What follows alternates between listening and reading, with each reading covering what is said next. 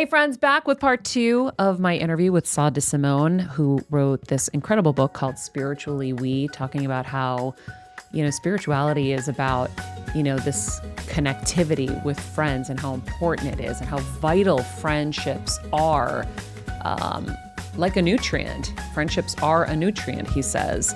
And I think that we really have been so disconnected with social media as much as we've been connected. We talk a lot about that, but we talk about how it's not always about loving those who love us back. I think we might have talked about that in the first part of this, but also the loneliness epidemic, how to navigate breakups with friendships, and when is it okay and when is it not okay maybe, or how to do it better, how technology has been such a disconnection, like I said earlier, and so much more. So I hope you like this episode and enjoy it with Sah.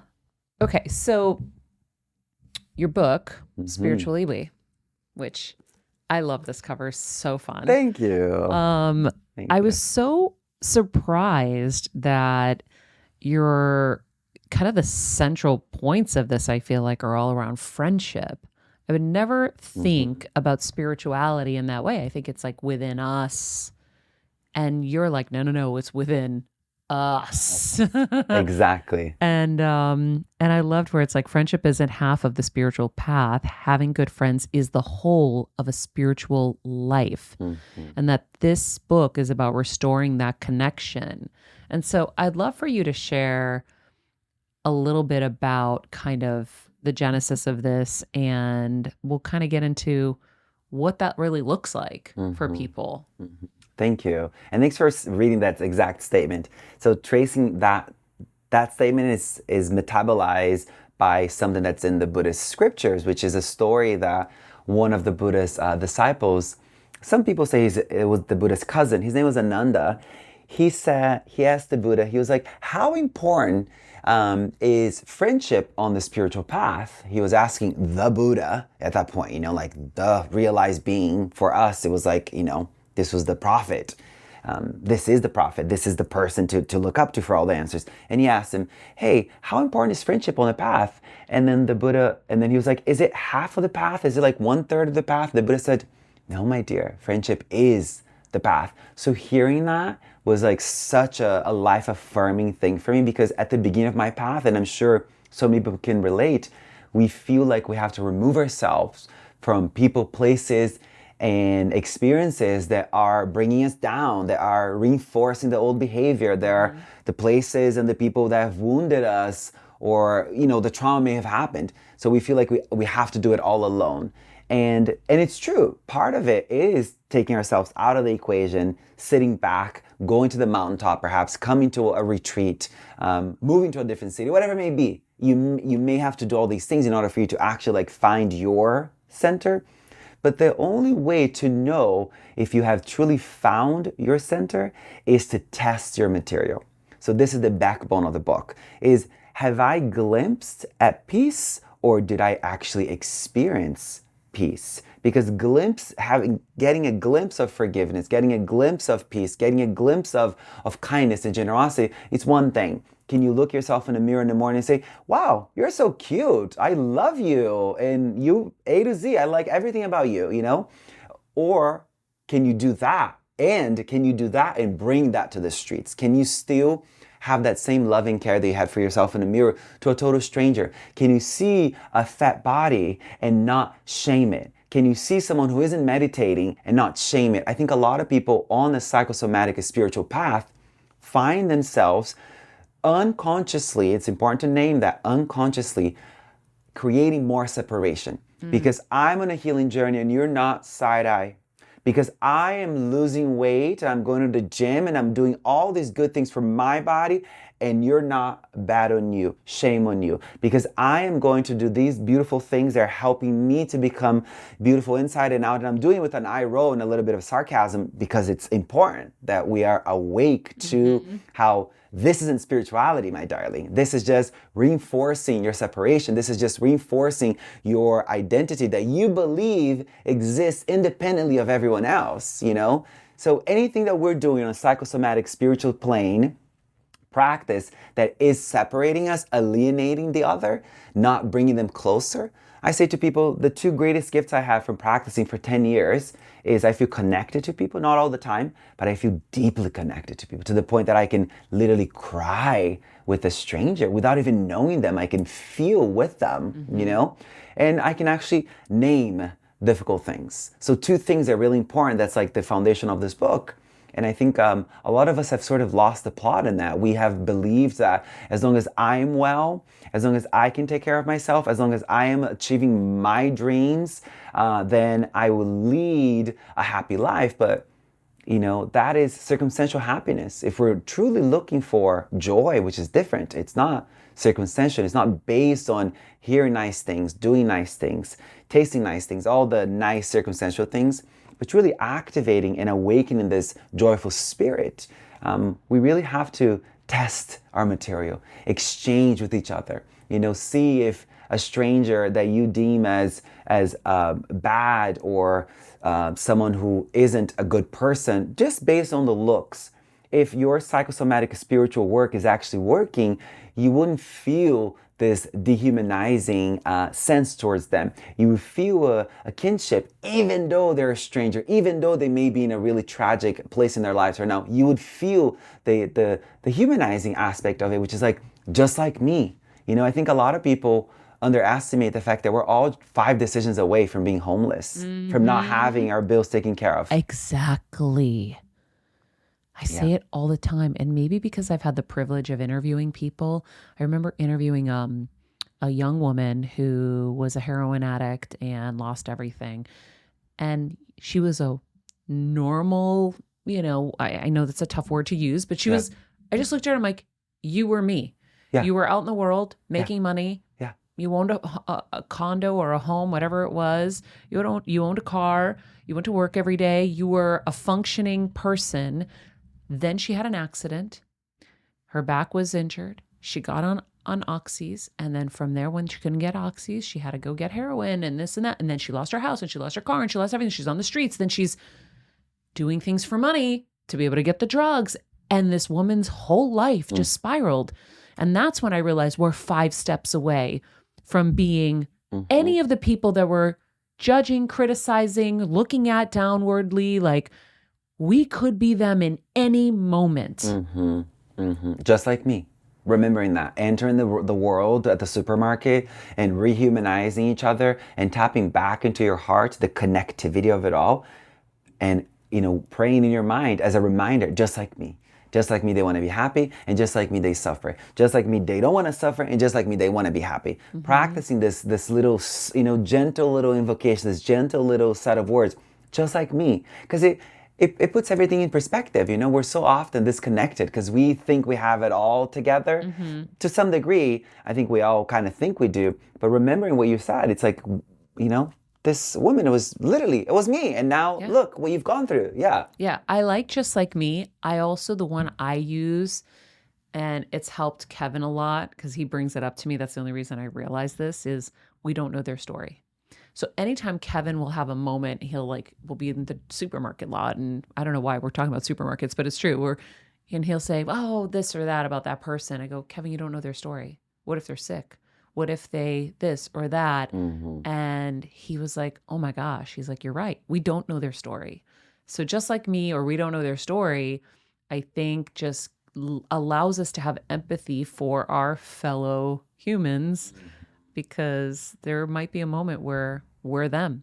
Exactly. And this is the backbone of the book, really addressing how far on the other side we've gotten. You know, I think a lot of people in the well-being space are using these practices to develop narcissistic tendencies, but it's disguised as altruism. It's disguised as like something beautiful and kind, but it's really not. We're only loving those who love us back. We're only being peaceful to those who are already at peace. We're only being generous to those who are generous back to us. This isn't the spiritual path. You know, this is where personal development bridges into the spiritual path. Because spirituality across every denomination, if you ask a Christian priest, a rabbi, a mystic, in any major world tradition, they're going to tell you that the common denominator is compassion, which means caring for the self while caring for the other. So the other, which is really the self, isn't something that is far out on the spiritual path. It's the path. I think we've just really lost the plot, and we are making it all about me, me, me, me, me. And in the book, I speak about this research that shows that people who are so, they've only studied men. So let's kind of create a little bit more foundation for that. So they studied men who are very driven, who have narcissistic tendencies, who are very much me, mine, and I, all about me, all about for me. How can it all be done for me? The research shows that these men, in this group of that they research, they have cardiovascular problems. So it's not only a physiological illness, it is an illness of the spirit. It is a disimbalance of the mind. When you make it all about you, the body aches, you know? So when we start to shift from I to we, from my needs to our needs, life really does change. But then it's important that we navigate the steps to getting there. And I think before we jump into it, I just want to offer a little bit of statistics to kind of paint the picture to how much we've lost the plot when it comes to friendship and how important it is. Loneliness is an epidemic. It's not something that we can pretend that it's not happening or that it isn't the truth, because you may say, oh, I have friends. But let's look a little bit at the statistics. In the United States, and these are all for the United States, okay, which fortunately and unfortunately kind of guides the direction for the planet that we're in, at least right now in the world, in the time that we're in. America literally sets the tone for the rest of the world. Statistics shows that 60% of young adults are experiencing serious loneliness. 60%. That's insane. So think about when you walk into a room with young adults, 6 out of 10, if you're in a room with 10 people, are lonely. They're really feeling like lost, because without each other, what's the gig about? What's the plot? How can I do life without connection, which is like such a nutritional a part of the path, you know? So that's one statistic that's really mind-blowing. Another one is in the last few years, suicide rates have gone up by 30%. I mean, this is so alarming in itself, right? And a couple more, which I find like, oh my goodness, this is like the shocker. 2 out of every 5 Americans reports that their relationships are not meaningful. So when you are at a dinner party, and there's 5 people there, 2 of them may be in that room, not really because they feel nurtured or nourished. They're there because it's kind of the only way for them to get some degree of connection. And the connection may be superfluous, may be very vain, may not be something that's actually like relaxing their nervous system, inspiring their spirit, lifting them up, giving them life, but they're there because they just don't want to be alone. So this is something that we also can address too in today's conversation, because we've lost the importance of having meaningful conversations and not trauma bonding. You know, because I think a lot of people are like, oh, I have these deep, meaningful conversations because this friend knows all my drama, all my past, all my trauma. There's something foundationally good about that, but this is the whole gig. There has to be more to it. But before we get into it, I want to share a couple more statistics. One more specifically. I didn't have this one before starting the training as a chaplain here at the hospital in Los Angeles. But after getting in there, my mind was blown. I was just looking around like, how many patients, the elderly population, come into the hospital and go through this process of being sick and dying, go through it alone. And I was like, okay, the way I'm observing, it feels to me that's like everyone. But I was like, let me just, talk to the social workers, talk to the medical team, trying to find out. They said, like 80% of the elderly population goes through, disease, illness, and death alone. 80%? Yeah, this is what they said. No, I can't handle that. Yeah. I can't handle that, Sah. But here's the thing. When you research on the internet, I didn't talk to scientists about this. I did some basic research, but it's from a scientific paper that I'm citing, okay? It says that only 40% of the elderly population have a hard time developing a social support. That statistic Wait, say that one more time. 40% of adults, adults, for elderly population, have a difficult time forming social support, creating a social support. Got it. Social support in the context of this is family that are there for them or friends who are there for them. Social support is that, friends and family, okay? So the research shows that only, it's still a lot, 40% of the elderly population has a hard time developing a social support. Now, when I'm in a hospital, actually seeing the blunt, clear reality, these statistics don't match. This research is way too conservative, and I don't know why. If there's a bigger twisted agenda involved in it, I'm not going to look into it. I'm just addressing the facts from having been in a hospital at one of the best hospitals in America, now by default, one of the best hospitals in the world. Seeing what happens in there and reading these statistics, I'm like, we need to talk about this. And these statistics have only come into my world after mom died, after the book was already, after I had turned in the manuscript. So I couldn't make that case for it. But I find it really important that we understand that I'm in a hospital seeing people go through extremely challenging experiences alone. I can't. And there are flowers in the room. There is a basket with goodies in there. But by the way, is that often? Because I feel like they don't even get that. They don't even get that. But because we're Cedars-Sinai, it's a kind of a different socioeconomic, people who have more money there. So people will send things, but there's not a human body there. How many times? I can't. That makes me so sad. Like I've always loved the elderly. I can't even talk, and it breaks my heart. Like, can you imagine? First of all, my worst thing is being alone and sick. I can't. It's like I've been a little traumatized with that, being stuck in a hospital in a foreign country alone. Yeah. But I recently had an experience with an old friend that I haven't seen in 20 years or whatever, and he got diagnosed with stage 4 colon cancer. So we get on the phone, and I realize with my husband, he doesn't have anybody back there. He has no one to take him to appointments, no one to be there to and he's on, high-powered drugs to handle the pain. So he's not even going to be able to make clear decisions. So now I'm like, okay, well, if you're comfortable with it, I think we have to intervene here and at least be in the appointments virtually with you, find someone that can take you. Like this, you can't do this alone. Stage 4 colon cancer. And then I realized, and I said to my husband just the other day, I go, I can only imagine now how many people are doing this. And it breaks my heart. Thanks for advocating, Maria, in this way. And I really am going to say this as an invocation for the people who are watching and listening. Aspire to be like Maria.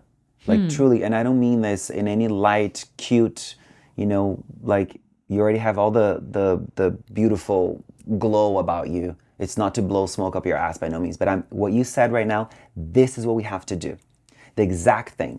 Show up. Let me be in the room with you, even if it's virtually. Yeah. Let me record the conversation. Let me do some research for you because somebody has to help. You can't do it alone. We can't do it alone. We have to understand that. Do you want someone to let you do it alone? That's the thing. I know we do what we never want. We give what we really need. And for me, I know I never want to be in a hospital alone. So I won't allow anyone to go through that. That is in my purview that I can control. So yeah, there are ways to do it. You can be virtually helping your friend from another coast. And there's a couple things that we can start to do, and I bring this into my teacher training and other areas of my work too. We have to start, getting ourselves out of our little boxes and really seeing if perhaps you could volunteer at a hospital just holding someone's hand, while they're going through a tough time. It's so special. Yeah. It really is. I did it when I was young and it's carried through at different points in my life. But, especially the elderly, they have nobody. Nobody goes, there are people that go, but more people will go to the young kids, but the elderly are always left behind. And they have so much to offer, even if they are cranky sometimes, or some that are, you can break them. And I would always try to make them laugh and smile and stuff. But it really is important to realize that people are doing this alone. Whether you're an employer and you have someone sick in your group or whatever, you have to have empathy for the fact that people are going through things you have no idea. Mhm. And hearing from your perspective as a chaplain, like how abundant this issue is so depressing to me Yeah. and so sad. Yeah. Ugh. And I want to name one thing too into the mix too, which is like really heartbreaking. It's, it is heartbreaking to see a daughter losing their mom and being there through the process of someone actively dying and having Alone that, too. yeah, and the daughter is alone there, and getting the call from the social worker saying, hi, they're actively dying, or they just died, and then arriving at the hospital and seeing the daughter with the mother. That's the only two people in the room. And I'm like, I asked the social worker, I'm like, did the sister call? Is the husband coming?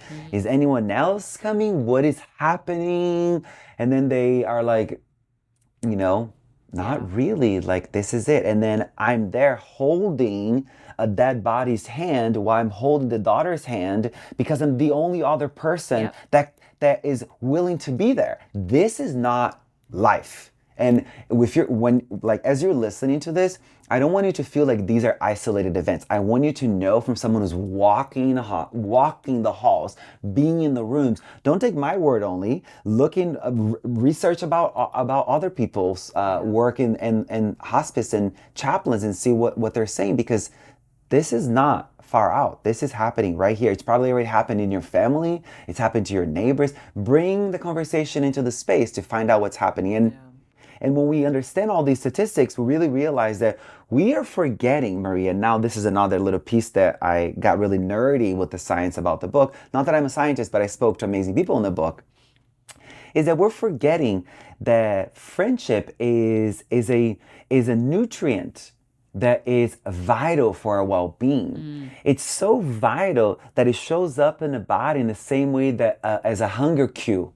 We feel hungry, we go to the fridge, we order something on the app, we walk down to the cafe, we do all the things to tend to that need for food. But when the need for connection, the need for friendship strikes, what do? Be honest with yourself as you're listening right now, or as you're watching this. What do you actually do? You go to your phone. You eat something instead of tend to the connection. You drink something instead of tending to the need for connection. You do whatever it takes, but you will not send a text message to a friend and say, I need a friend, I need connection. Or you won't actually feel the need for connection at the grocery store.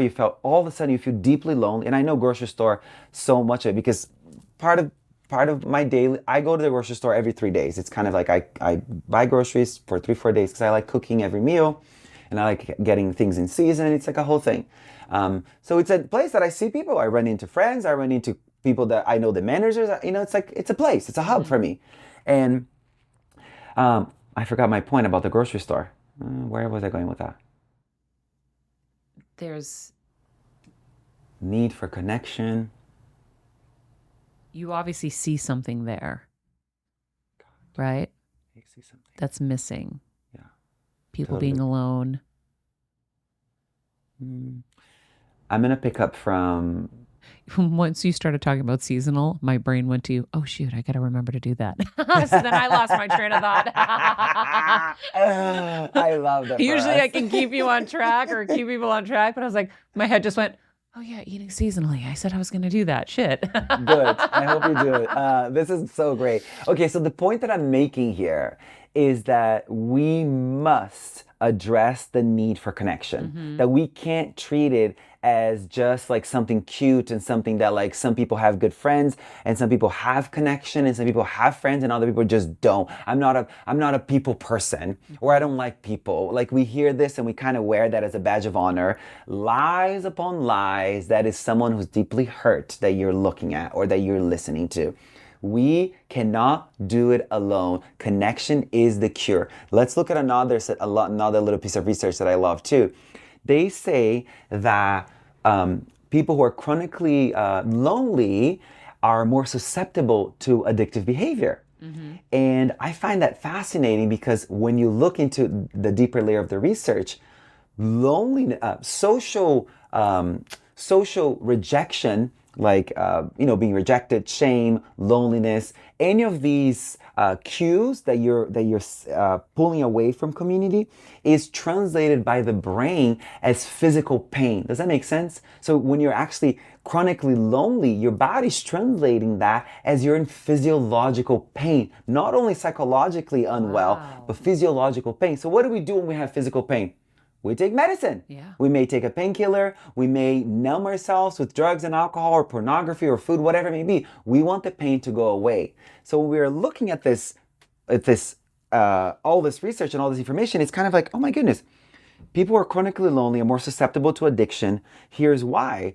Why would an addict be more susceptible to, why would a lonely person be more susceptible to addiction? Because what is an addict trying to do? Soothe the pain. Because we're in pain. So it does make sense. It makes so much sense when you look at the research. It's like, oh my God. So, and this is something for the listener to take into account. Are my self-destructive tendencies showing me that I am lonely? Are my self-destructive tendencies showing me that I am lacking meaningful connection? I just want to pose that as a question. I don't want you to take this as black and white truth. I want you to just sit with it and explore. Are these hurtful things that I do to myself when no one's watching? Perhaps you are the one who goes to the gas station, buys a large bag of M&Ms and a regular Coke, and you just eat in a car before you get into a meeting or work or whatever. Maybe you do these sneaky things that you know are not good for you, but you do them because why? Just like observe a little bit. What is it? What is it there? Is it lack of connection? Is it lack of meaningful connection? Is it lack of friendship, period? So I want to just invite all of this mix before we kind of dive into like how to relate to other people. It's the importance that we're making at the very first stage of the book. It's like it is a biological, psychological, spiritual need. You know, we are wired for connection. It's a physiological nutrient that so many of us are deficient of. So, okay. Did I make my point clear? I know I got Yes. around with it, but Yeah, did it yeah, come through? yeah. Okay. No, absolutely. Okay. I feel like social media connected us in a way we never been connected, but then it disconnected us because now we can have friends in Iowa, but then uh, that kind of pushes us away from making friends where you are. And I think that's one thing. And also, I think there's been like a cultural kind of thing around what you were talking about earlier, where it's like, I don't need them. Something bad happens, they're cut, moving on. And, I've done it too, where I'm like, nope, I don't need that energy in my life. What are we doing wrong with Mm-hmm. that? And we are supposed to remove ourselves from bad situations, but are there situations we're supposed to figure out where Mm-hmm. is the balance? What are we Mm-hmm. supposed to be doing with that? Mm-hmm. I think we are doing everything too quick. I think we're cutting people off too fast. I think we're swiping left. You know, my friend Shannon Algeo, therapist, and his new book is about how phone addiction is really like the culprit to so much of our pain. And he says that when we are trained as a culture to swipe left on humans on a dating app, imagine what's actually doing to how we relate to other people. If I can Oh my swipe left on God. you on the phone, then I can swipe left on you in real life and call that a human exchange. Does that make No, sense? you're right. That just hit me hard. It's so insane, you know? We're trained to make those quick decisions and we don't even know somebody yet. And then Yeah. look at all the layers, right? We can Amazon Prime something to our house tomorrow. And if it's not there, I'm guilty of it right now. I'm leaving on a trip tomorrow. 7 things that I needed to arrive today are arriving tomorrow. I told my assistant, cancel all that, get a refund, and then order it again for people who can deliver it today. I want it now, and I want to be gratified in this moment. This instant gratification that technology offers us, Mm-hmm. modernity has done wonderful things, but modernity has also trained us in really awful, unskillful, and I have to go as far as saying destructive ways that's led to the world that we're in today. Social media, yes, has connected us, but when I talked to Dr. Rachel Wuzerman, who's an amazing neuroethicist. I don't even know how these two words come together, but No, but she's, it yeah, sounds so she's cool. incredible. And her work overlaps with the work of Johan Hari, who coined that phrase that the antidote to addiction isn't sobriety, is community. And so she says in the book, she says, social media and connection virtually, it's like eating Wonder Bread. And for people who are not in America, Wonder Bread is a bread that's subsidized, so it's very cheap and it's white and it's full of sugar. So when you eat that with a piece of cheese and butter, it is heavenly. You touch God for like about 5 minutes. And then you crash. You immediately have a massive crash. And this is how social media is translated by the body, by the nervous system, by the spirit. We are thinking that we're receiving the nutritional need that are biologically required for longevity through the phone, through the technology, but we're not.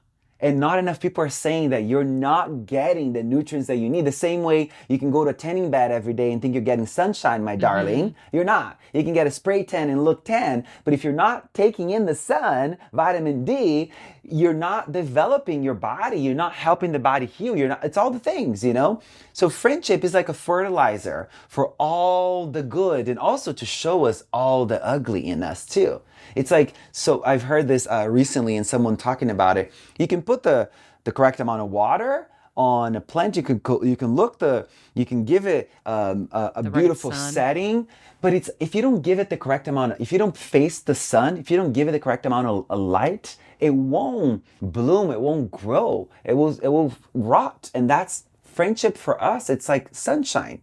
It will show us our best parts. It will develop our best parts. It will also show us our ugliness. It will also show us how quickly we are to cancel people, how quickly we are to not be generous, how quickly we are to judge and say bye instead of saying, what is this showing about me?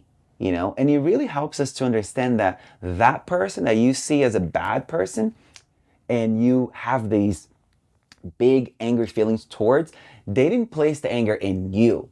That feelings of anger were already inside of you. Some of the stuff is ancestral. Some of the stuff has traveled with you from past lives. You know, we have science to show that. We have esoteric data to show that. Either side, you look from an esoteric place, you look at karma, you look from a scientific place, look at your lineage. All the unhealed wounds are cooked into all of us. And all of this stuff is in us. The friend that you see as a bad person, as someone that you need to cancel, yes, perhaps the current iteration of them right now isn't working for you, and it's true. But the way you are feeling about them isn't something that they put inside of you. So taking radical responsibility for your emotional well-being and your emotional world is how you learn how to better relate to people. Does that make sense? Yeah, absolutely. Well, I want to know a little bit more about kind of your experience with friends since you've done this work, because I definitely Doing know the work. Okay. Not done. Good this work. point. Good point. I don't want to be put in a pedestal by no means. I wrote this book as a friend who has figured some stuff out, but like I'm still glitching. I still wobbly. But once I glimpsed that of some of the things and how fortunate I was to have a mother die, a guru die, a boyfriend break up with me through the process of all this, and having community hold me up, not fix me, but sit with me. I was like, oh shit, I'm qualified to write the book. Yeah. And I want to understand how you kind of process people who leave your lives that were so close, and you're like, wait, how did that just get so destroyed so quickly? Or how did they just cut me so fast? Like I was like, didn't matter. I want to kind of understand that, because I know that we all struggle with that. Yeah. Before we do, I have to share a little bit about the people who help us keep the lights on. So thank you guys, as always, for being so patient and for supporting our supporters, because if you do have a friend that you want to honor and thank for perhaps being there for you, or a friend whose birthday is coming up, any big event in your life, Macy's has you covered. Mother's Day gift guides. Mother's Day is coming up. So Macy's has their Mother's Day gift guide that has dozens of categories to help you find the perfect gift for your mom. All you got to do is shop at Macy's.com/gift finder to find that perfect gift. And if you need my help, I have my own wish list that you can use the link that's inside the podcast description. Or perhaps maybe you would like to try some Whey hair products, take your hair to the next level. You guys know I'm a huge fan of Whey products. They've just really been so incredible to use. And so you can go to www.theway.com, OUAI. If you use the promo code Heal Squad, you will get 15% off any product. So check it out and let me know what you loved. So back to friends. Hopefully we have some to buy these gifts for. What do you do with the friends that have just torched the relationship and cut you, and that you were so close with, let's say? And then also conversely, when is it right to cut somebody? Mm-hmm. Such good, both really good questions. Let's talk about first the first part of the question. How do we deal with someone who's cut us off, right? I think we do have to have a little bit of self-editing and self-analysis here. So seeing what's our part in the scope, like trying to know what do we bring, what have we brought to the relationship, and then once we uncover, oh, perhaps I did act in this way. Perhaps I wasn't my phone all the time when I was in their presence. Perhaps I didn't go to their house, or I didn't bring any gift in the first 3 months of the baby's life. Perhaps I, like all the things. Perhaps I didn't go to their mother's funeral. Perhaps I prioritized going to Ibiza or to Costa Rica instead of going to a funeral. Perhaps I prioritized the wrong things. Perhaps I treated that friend as a transaction, not as a means for true connection. See what comes up. And then do a process of self-forgiveness, right? And it could be as simple as I forgive myself for. You can write it out. You can bring it to therapy. You can bring it to whatever way you open up to the sacred, you open up to the divine. Having that conversation of I forgive myself for all the things, it's really important. And one thing, if you are interested in more of the somatic approach, was the body mind connection, not so much mind body, but body into the mind kind of bridge. You could say I forgive myself for, and you may start saying I forgive myself for a few things. Maybe there are 4 or 5 things in your mind that comes up. Once you say them, the feelings are going to have welled up in your body. The stories will have come up in your mind.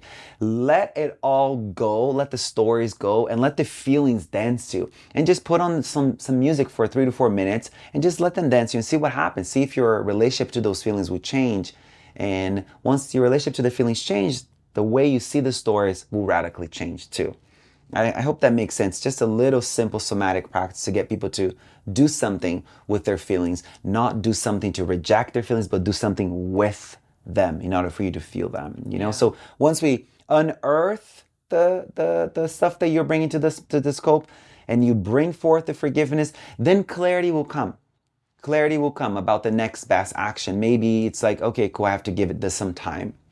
Or maybe it's time for me to write them a letter. It's time for me to call them. It's time for me to surprise them. Let me fly to their city. Let me show up to their work. Let me do something that's unusual to see if I can bring us back together. But only when you have done the self-revelation work, that you have like studied your part in it, and you've done the forgiveness part. Because when we are contracted, when we're not taking responsibility for our part in life, our perspective is limited. We can't see what we're bringing into the world. We're not seeing the impact of our actions or inactions.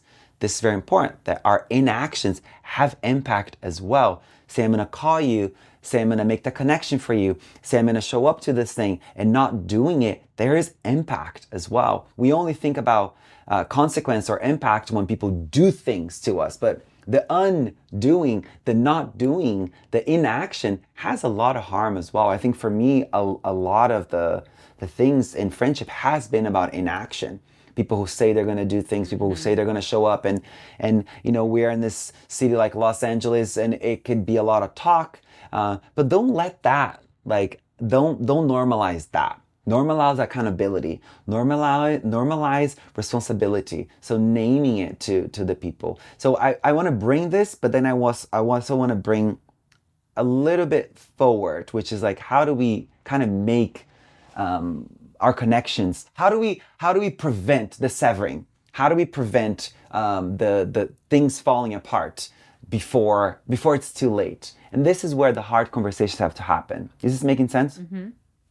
I think a lot of us aren't trained to understand that conflict is for lovers. I think there's a lot of people in the psychosomatic spiritual space that put out this image that relationships, that my marriage, that my friends, we never fight, we never argue, it's all beautiful. There's unicorns running in our backyard all the time. I'm telling you, that person is either has a virtual wife, or they're truly lonely and they're selling you a lie. And I'm sorry to sound so Or it could just be very surface.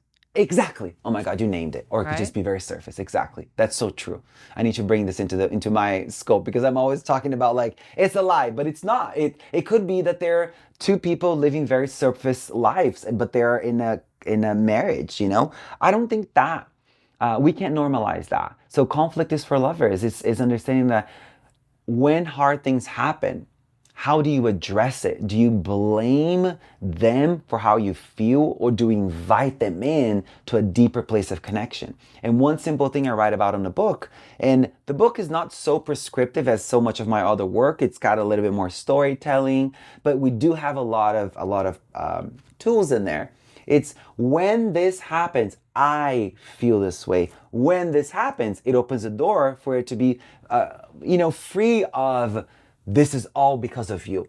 When this happens, or when I don't receive a call back, or when we say we're going to do something and we don't do, I feel this way. When I feel this, I think this. And when I think this, I act in these ways. Inviting people into your feel, think, react circuit. It's such an intimate thing. So often we say, I feel this way because of you. You are the reason why I'm going crazy. Does that make sense? Yeah. And it really does the opposite. We think that by shouting out our anger and exploding in this way, it could, do something that could be potentially beneficial, because I now let them know, but you didn't actually let them know. When you invite people to the utmost intimate part of you, which is your feeling experience, which is your thoughts. Rather than just your boundaries. Exactly. Huh. And I think a lot of people are addressing boundaries and creating their boundaries based on how they don't want to be triggered. And protecting your peace. But your boundaries are there to protect you from living your integrity. It's protecting you from falling off your code of ethics, protecting you from falling off your moral code. Does that make sense? Mm-hmm. We're not, or what we need, or what we value. I think we need to place our boundaries and have boundaries around what we value. But a lot of people are not understanding. People don't even know what they value. How can you even place a boundary to keep you living in your values, living in integrity? It's all about, let me just have all these boundaries around people, place, and experiences that trigger me. So now you're avoiding reality because being human is painful. We get sick, we age, we die, and you are avoiding your humanity, hoping that you can stay happy, safe, and living with ease. But getting triggered doesn't feel good. And so how do you reconcile that? Feeling good isn't the goal of the path.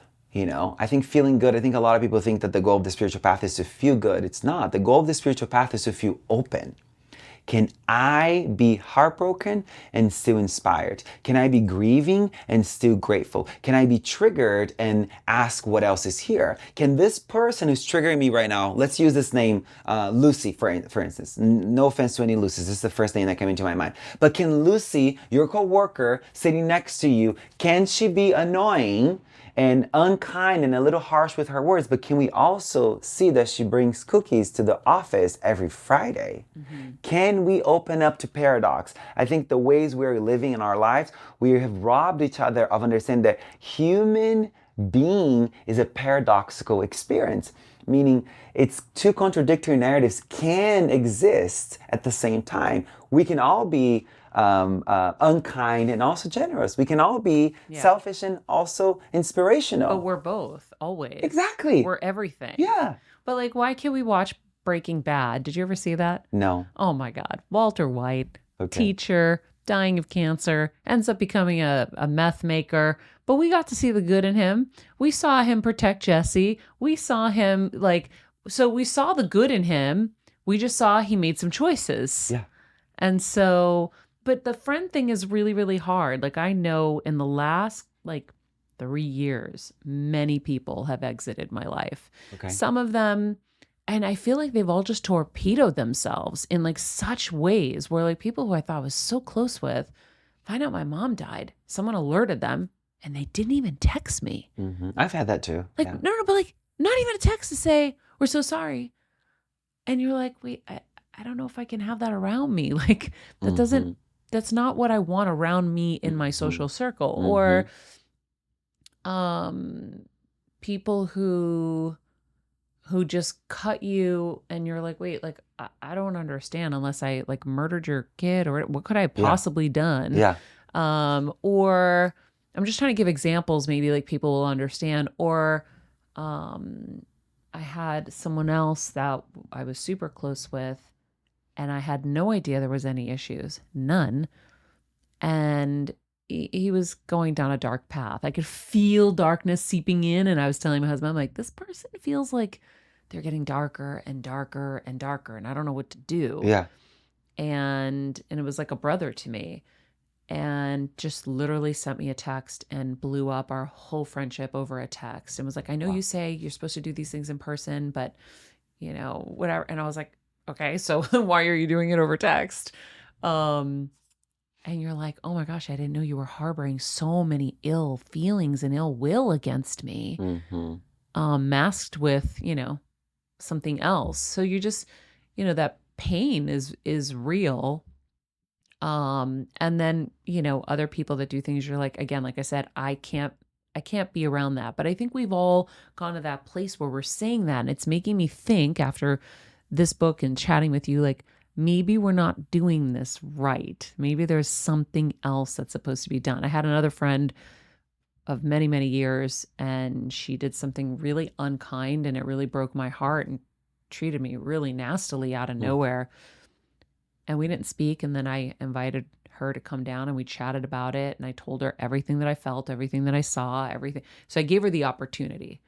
And Yeah. then, then we had to rebuild from there. Mm-hmm. But I feel like sometimes the opportunity, if you can do that, that's probably the best. Mm-hmm. But I don't know. Where do you draw the line? You spoke to it right there, Maria, which is so beautiful that you're right on it.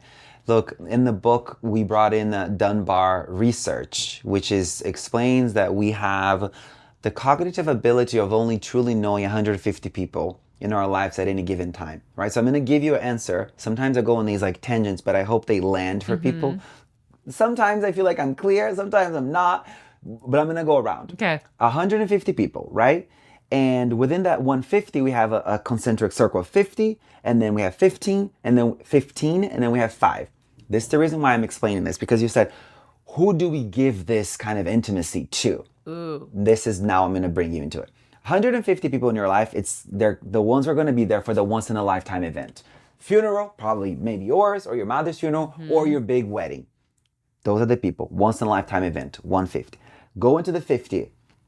The 50 people in your life are the people who are going to come to the big birthday bash. Your 40th, your 60th, whatever it may be. You're saying, Maria, you have a beautiful backyard. Can I throw a party at your house? Maria's like, yes, you can. That's your 40th. Your 50 people will come to that big birthday bash.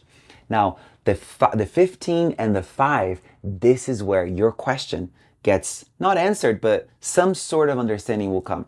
The 15 are the people who will drop their dinner plans to come babysit Athena. These are the people who come because you're like, oh, me and my partner are having a hard time. We haven't had maybe intimacy in the last week. Can you please, he's going to take me out on a date. Come babysit. The babysit fell through. I can't have anybody else that I want to be with my daughter. Can you come? This friend will say, you know what? I can be there. The 5 are usually the people who are your family, or maybe a sibling, or perhaps a 1 or 2 close friends. But usually the 5, according to the research and according to my own personal understanding of it, it's usually your family. So we have to be looking at the 15. So the 15 are people who, when you're having a financial problem, they will pay your rent. They will help you pay your medical bills. These are friends like that too. And also, something I speak about in the book too. These are the people who can hang out with you in a plane of secrets, which means what? They will never use your mistakes, your hardships, the things you've done that you're not proud of to manipulate or to hurt you or to spread rumors about you or anything that will cause you more harm. They can hear your mistake, they can hear your harm, and they can reflect back to you in a non-dual way without it being good, without it being bad. It just is, So now to wrap it up about your question, We have to know, are the people who I am wanting to have the conversation instead of doing it via text or invited a friend over to say, hey, these are all the things that you're fucking up on and these are all the things that I want us to improve on as friends because I want you closer. You have to see, are these people in the 15 or are these people in the 50? Because if they are in the outside of the circle of the 15, perhaps these aren't the people for you to spend that much time. It's okay. They will come to your birthday party once a year. They're going to come to the book launch event once every few years, whatever it may be.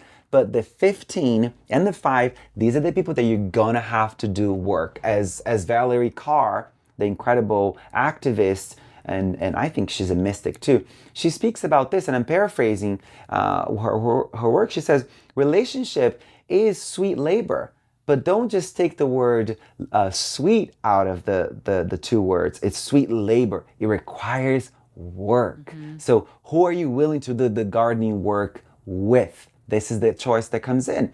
Is this friend who sent that message out of nowhere, saying other things, do I want to do this work with them? Or do I want to do this work with this other friend? See, who do you want to go deep with? Who do you want to be a gardener with? Because friendship and life is a gardening process. We have to, take time to water each other's seeds of inspiration and sweetness and kindness, and also show them, hey, this is not the harvest, this is the weeds. Harvest this, but let's not eat this. Let's not pull these weeds out and put it in the stew that you and I are cooking together. I think a lot of times we're not understanding the importance of quality instead of quantity, and really diving deep into the quality. And go on your phone right now and pause the podcast and go on your phone and just look at the people in your life. Do I even have 5 or 10 people in my life? Because obviously it's their concentric circles, so it's going to be 10 people out plus the 5 that makes your 15. If that wasn't clear as the way I explained it, and something that I've done through my mother's death, similarly. No, not in the favorites. Yes, you're in the favorites. People that were in the 50 who showed up in ways that the 15 should have, capital S. But Sah, that's what always happens. Exactly. And P.S., you always think it's your family that's going to be there. And by the way, guys, I have seen a very different thing. So don't feel bad when that happens, because I think it happens more than we're told. Yeah. And allow the people in the 50 or even in the 150 to sort of, are there people that you're keeping at arm's length for some reason? Yes. Like, allow them in. Maybe they're the ones. It's so interesting to see through the grief journey. Like, I've had a friend of a friend who I've really adored spending time with, but it was like once every 2 years we would spend time together. The way she showed up for me through my mother's grief, like, wow, come closer. Yeah. How do we show up for each other in a deeper way? And had she gone through something similar? Yeah. That's why. Yeah. Yeah. So she knows what you need, and she knows she had the capacity to give it. Yeah. Yeah. I had people that showed up when my mom died, and they left to go celebrate Easter and left us alone. And my heart was broken. I'm like, it's more important to you that you bought a lamb and want to have a dinner and you don't want to be with us and we're your family? Yeah. Like, that just breaks my heart. This is real. And these are the things that you have to keep track at. And don't hold it too close to the heart, or don't make that their whole identity. I think this is something we have to talk about it too. Yeah, well, at first you are like, you're done. Heartbroken. Get out. You don't deserve. And then you realize, whatever. That's those were their choices. Yeah. They did what they could. And then you just leave it at that. But I also know, I know I can't unforget that. Like, I can't unforget that. That's too big of a moment, because I know we would never leave their side. And so, like, that stuff, like, really hurts. It really hurts. And are these people that you want to deepen with? Yeah. If you want to have a deepening. Yeah, because what are they going to do on the next thing? So why are you investing in those people? Yeah. You want to invest in the one who didn't really have to show up, but did. Yeah, exactly.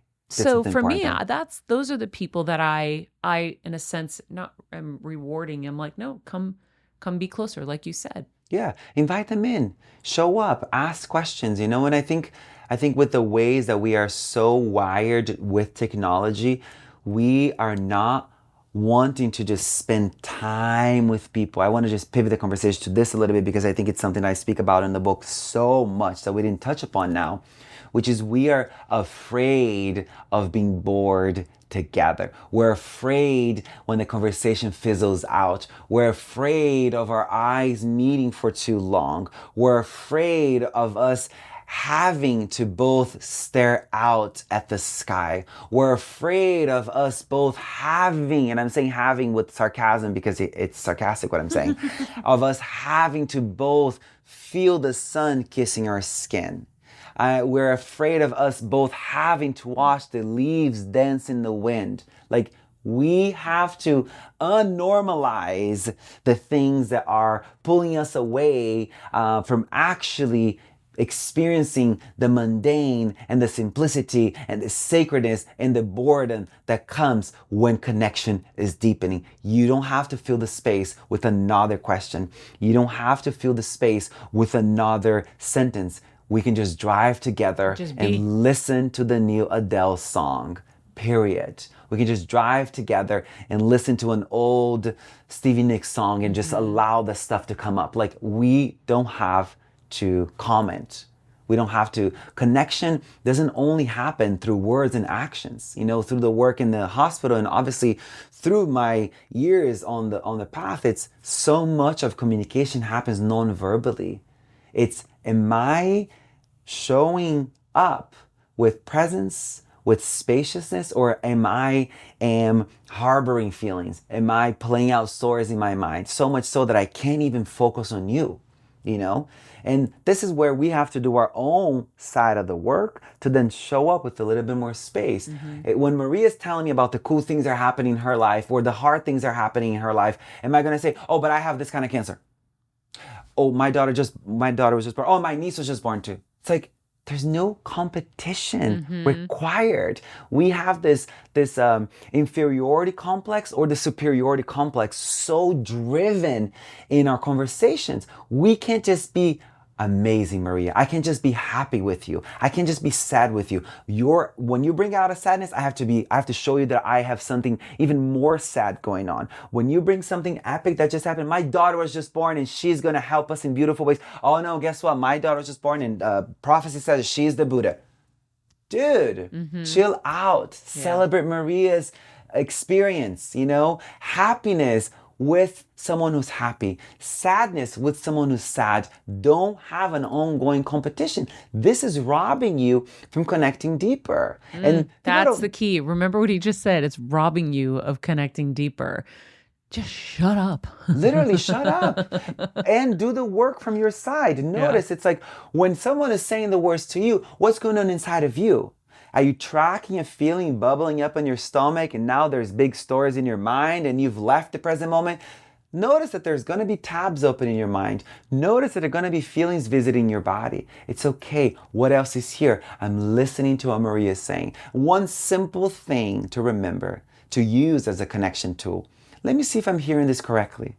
Let me tell you what I just heard. That is such a simple way to just say, because sometimes, we're talking and me having grief brain and experiencing derealization and depersonalization, sometimes it's hard to keep track, right? Grief has racked me physiologically, psychologically, spiritually, it's lit me up in a whole new way. I have more enthusiasm about life than I've ever had, but all these other parts that make up me are racked.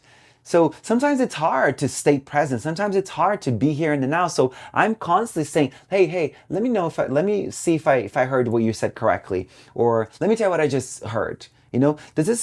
So what you're saying, does it mean this? Like simple ways to connect deeper and hear them, not to try to add something to it, Yeah, where you're yeah-ing them until they stop so you can just say what you want to say. Exactly. Yeah, which is so bad. But technology is doing us a disservice. It's robbing us of knowing that boredom is sacred, that watching the leaves dance in the wind is divine.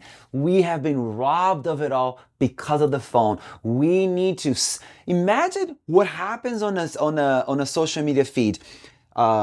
Genocide, and then someone giving birth, and then someone's new boob job, and then Airstrikes, and then it's taxes, and like then literally, and then someone manifesting $1 million, whatever it may be. All of it, you saw all of this in maybe 10 minutes. how do you even digest it? Exactly. You're not digesting it. So when you're not training yourself to be with a friend whose experience is simple. Yeah. We are afraid of simplicity. There's only one topic. Exactly. We're afraid of the simplicity. We're afraid of our nervous systems, dancing together. We're afraid of us smelling each other's breath or touching each other's hand or massaging each other's head. Like, we've lost that. We don't know how to compliment a friend. It's amazing to me how people can walk into a beautiful house and not say, "Your house is beautiful. Wait, so You've done such a great job with your kitchen." It baffles me that people can, and I don't need a compliment, but I'm a creative person. You walk into my apartment, 9 out of 10 times, everyone is like, "Damn, I feel like I'm in a creative vortex." So when they don't say something, what do you think of them? I'm like tracking. I'm aware that this is a tendency that's not only showing up with me, but it's showing up in every other area of their lives. And I notice when we're walking down the street, I don't hold back. I like your hair. I like your shoes. Oh my God, you look great. These are things that are natural for me to come out of me because it's how I'm constantly training myself to rehumanize myself. I'm very careful with the drug of the phone, how it's severing us of the muscle of connection. And when someone comes into your house and sees the kitchen that you just spent 2 years remodeling and they have nothing to say, okay. That is not a symptom of something that's individual, only happening to you. No, this is something you do in every other area of your life. Or you see, my skin is finally clear of this thing, or my hair is done. Like, don't hold back, because the truth is, I know that inside of you, the words want to come out, but I don't know how to do it. I need it to be anonymous, so I can comment something nice at a stranger on the internet, or I can say something really unkind to someone on the internet because I'm protected. These things that we are so habituated to doing on the social media, on technology, it's robbing you of knowing how to say, "Maria, your kitchen looks beautiful." I haven't even seen your kitchen. You know about my kitchen? No, I don't. Is that why you've been talking about the kitchen? No, I have no idea about your kitchen. Oh my God, that's hilarious. We literally just renovated our kitchen. No, I'm not. I don't know any of it because I do have a dream of putting together the Spanish tile gorgeous kitchen. Like, that's something that I'm working on. Like, that's something I want, But I just can see how, because home is such a beautiful thing for me. Me too. And people who are not aware of how much detail went into every single tile you chose, to every single knob, to, like something that I'm in a conversation with my brother and my sister right now. What are we gonna do about all mom's pots and pans, which she did such a great job collecting them? I want them all. But brother went to Florida before I did, so he took some home. So it's things like that. It's like, no, I need them for my kitchen. Yeah. Things like that. And when someone sees beautiful eggs with zucchini that you just made with a Lebanese spice, and they taste it, and they don't even say, "This tastes really nice." I know. You made it with salted butter, and it's so delicious, and the toast is like, we've lost that. We've lost the plot, And I don't want to blame technology, because thank God for technology. I have been able to build a beautiful life with space that I can then have time to observe how far we've lost the plot. But now I'm telling you, from someone who is not on the other side by no means. I have nothing figured out. I'm figuring it out as I go. But I'm telling you, the thing that's on your hand is robbing you. Listen to Maria's podcast on a beautiful walk. And as soon as you're done, put on airplane mode and understand what just happened. Don't listen to a new episode of her show every day of the week. And I'm sorry, maybe this is bad for business, but listen to one episode today. Take a couple of days to digest. And if you're doing something else while you listen to the show, maybe only cook, maybe only fold the laundry, like, try to simplify so you can actually understand connection in a deeper way, I love it. What a great place to kind of button this episode. I feel like we've talked about so many amazing things, and I think being present is a really big part of it, and that's why the phone is robbing us. That we're never present because of it. So I do end the show with be nice people, make good choices, and be present for a reason.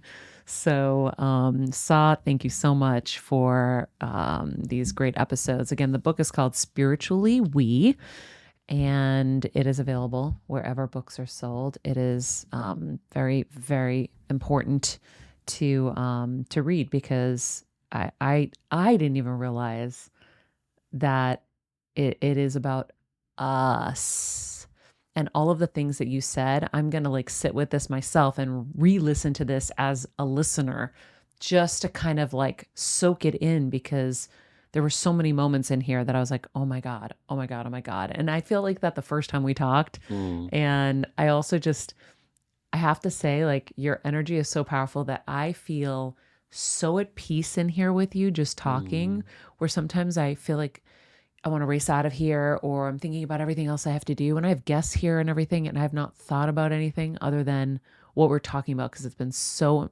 powerful and awesome. So thank you. So friends, I hope you enjoyed it. If you did, share it with a friend. And maybe you listen to it over dinner together and start integrating some of it. In the meantime, be nice people, make good choices, and be present. This podcast and all related content published or distributed by or on behalf of Maria Menounos or mariamenounos.com is for informational purposes only and may include information that is general in nature and that is not specific to you. Any information or opinions expressed or contained herein are not intended to serve as or replace medical advice, nor to diagnose, prescribe, or treat any disease, condition, illness, or injury, and you should consult the healthcare professional of your choice regarding all matters concerning your health, including before beginning any exercise, weight loss, or healthcare program. If you have or suspect you may have a healthcare emergency, please contact a qualified healthcare professional for treatment. Any information or opinions provided by a guest expert or host featured within website or on company's podcast are their own, not those of Maria Menounos or the company. Accordingly, Maria Menounos and the company cannot be responsible for any results or consequences or actions you may take based on information or opinions.